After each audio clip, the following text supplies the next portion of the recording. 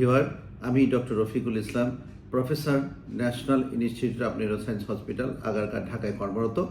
আমি মূলত neuromedicine, medicine এবং পুষ্টি নিয়ে কাজ করি এবং আমি প্রতি মঙ্গলবার একটা ভিডিও আপলোড করি। এই ভিডিওগুলো খুব সাধারণ মানুষকে স্বাস্থ্য সম্পর্কে সচেতন করে তোলার জন্য। আজকের ভিডিওতে আমি পোস্ট ফিভার, উইকনেস এবং পেইনের ম্যানেজমেন্ট নিয়ে কথা বলবো। ম্যানেজমেন্টের শুরুতেই অবশ্যই এই রোগীকে আপনাকে একটা পর্যাপ্ত রেস্টের ব্যবস্থা করতে হবে। তার complete bed rest, mental and physical rest লাগবে এবং তার পর্যাপ্ত পরিমাণে একটা ঘুমের ব্যবস্থা করতে হবে।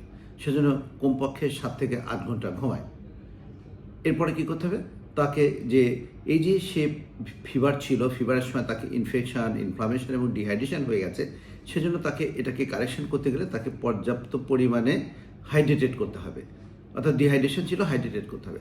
হাইড্রেটেড করতে গেলে তাকে কি করতে হবে, তাকে যদি খাবার স্যালাইন, যদি তার কন্ট্রা ইন্ডিকেশন না থাকে, যদি অসুবিধা না থাকে, সে খাবার স্যালাইন খাবে, সে ফ্রেশ জুস খাবে, ফ্রুট জুস খাবে, সে অন্য লিকুইড খেতে পারবে, কোকোনাট ওয়াটার খেতে পারবে, সে এর সঙ্গে সে চিকেন স্যুপ বা চিকেন স্যুপের যে লিকুইড পার্টুকু সেটুকু খেতে পারবে, সে পর্যাপ্ত পরিমাণে মিল্ক খেতে পারবে।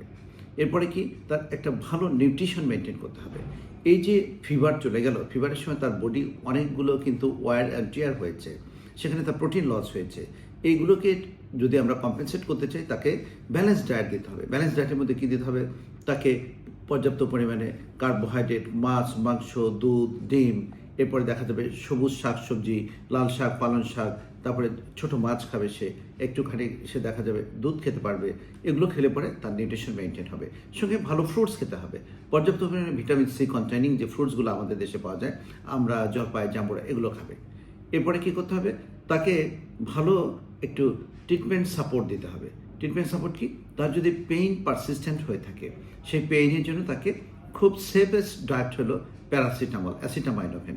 এটা বয়স বেঁধে 250 মিলিগ্রাম থেকে 500 মিলিগ্রাম একটা করে দিনে 2বার বা 3বার দেওয়া যেতে পারে রিকোয়ারমেন্ট অনুসারে। এতেও যদি তার কাজ না হয়, তাহলে তাকে ন্যাপ্রোক্সেন গ্রুপের ওষুধ 500 মিলিগ্রাম থেকে 250 মিলিগ্রাম পর্যন্ত রিকোয়ারমেন্ট অনুসারে দেওয়া যেতে পারে।